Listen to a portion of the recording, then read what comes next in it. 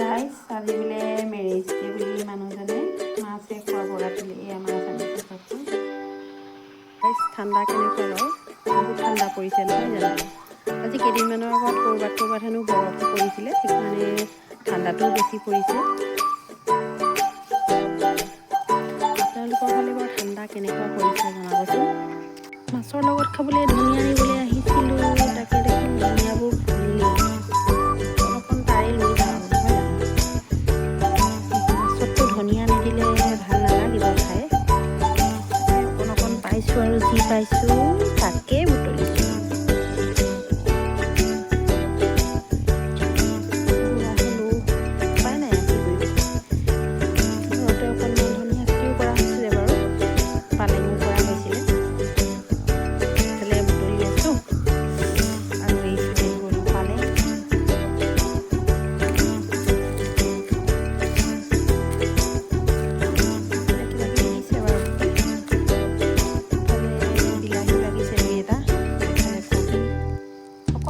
ঘৰত খাবলৈ ঘৰৰ থাকিলেই আৰু এইফালে মটৰ দিছিলে, মটৰ কালি অলপ বৰ ছিঙিলে।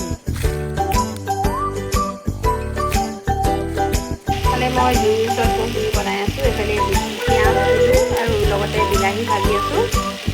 আৰু যিহেতু বতৰ ঠাণ্ডা আৰু জুইৰ ওচৰত বনোৱাৰ আমেজেই বেলেগ। জুইত বনালে অকণমান টেষ্টটো বেলেগ এটা হৈছে। গেছত ভাতটো পাতি দিলোঁ আৰু হৈ গ'ল। আৰু অকণমান কচু জ্বলা আছে দিনৰ, আৰু ৰাতি ভাত চলাই দিম আৰু এনেকৈ। আলু বইল কৰি লৈছিলোঁ, এইফালে আলু দি দিলোঁ এতিয়া। আৰু মানুহজনে কেঁচা জলকীয়া দুটা দি দিছে ফালি ফালি। আৰু এতিয়া আমাৰ মানুহজন জুইৰ ওচৰতে বহি আছে।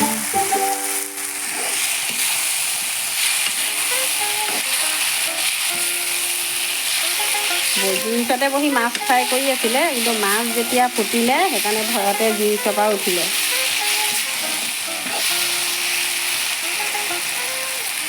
যি ৰান্ধনি তাৰহে চৰু গম পায়। আপোনালোকে এদিন বহিলে কি জানিব। খালি পানী দি দিলোঁ এতিয়া। বেছি জোলো নকৰোঁ বাৰু, ইমানতে হৈ যাব। এতিয়া ভালকৈ উতলিলে আৰু মাছ দি দিম, হৈ যাব। মাছটো এতিয়া দিয়ে দিম আৰু। মাছো এইফালে সিজি থাকিব।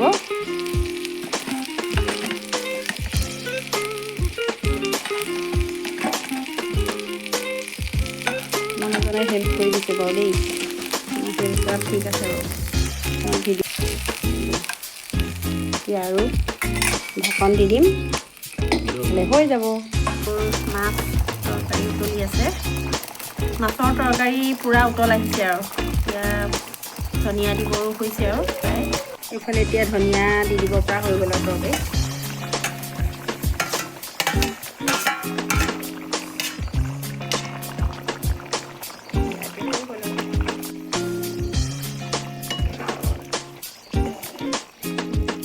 আৰু ভাতৰ কাঁহী ৰেডি হৈ গ'ল। এতিয়া সকলোলৈকে বাঢ়ি দিব আৰু ভাত। যিহেতু মানুহজনলৈ প্ৰথম ভাত বাঢ়িব লাগে, সেইকাৰণে মই মানুহজনৰ কাঁহীখনকে আপোনালোকক সদায় দেখুৱাওঁ। ঠিক আছে, আমিও তেতিয়াহ'লে ভাতটো খাই লওঁ। আপোনালোকে বাৰু ৰাতিৰ সাঁজ ভাত খালেনে? আজিলৈ আহিছোঁ, গুড নাইট।